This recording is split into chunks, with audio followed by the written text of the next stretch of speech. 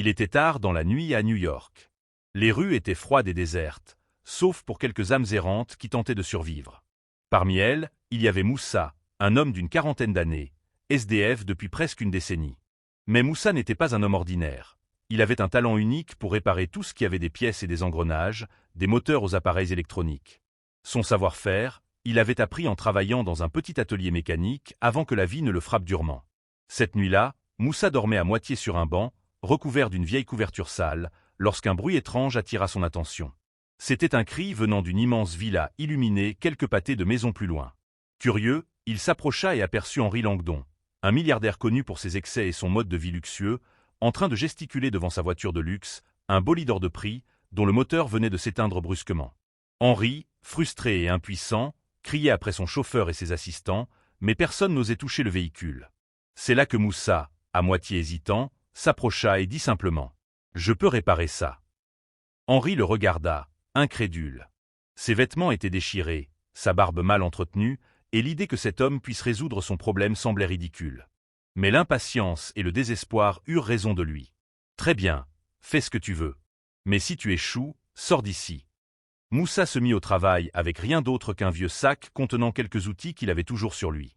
Ses mains, calleuses mais habiles, se mirent à examiner le moteur. Minute après minute, il écoutait, tournait des boulons, ajustait des câbles et appliquait des techniques qu'il avait perfectionnées au fil des ans. Ce qui semblait impossible devint réalité. La voiture redémarra. Le moteur ronronna comme neuf. Henri resta bouche bée. Il n'avait jamais vu quelqu'un réparer un véhicule de cette complexité avec si peu de ressources et en si peu de temps. Mais l'histoire ne s'arrête pas là. Henri, curieux de connaître le nom de cet homme au talent exceptionnel, engagea une conversation. Moussa raconta son passé, comment il avait perdu sa famille, son emploi et sa maison, et comment il survivait dans les rues sans que personne ne remarque jamais ses compétences. Henri écouta, stupéfait et ému.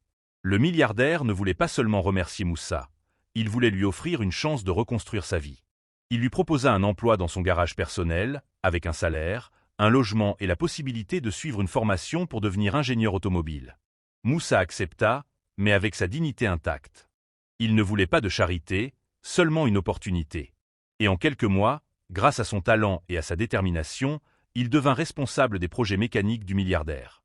Mais le plus beau dans cette histoire, c'est qu'il ne se contenta pas de s'élever lui-même. Il utilisa son expérience pour aider d'autres sans-abri, enseignant son savoir-faire et créant un petit atelier où ceux que la société avait oubliés pouvaient retrouver leur dignité et leur indépendance. L'histoire de Moussa devint virale, non pas pour sa richesse soudaine, mais pour la leçon qu'elle contenait. Le talent et le courage peuvent être trouvés là où on s'y attend le moins, et un simple acte de générosité peut changer des vies à jamais.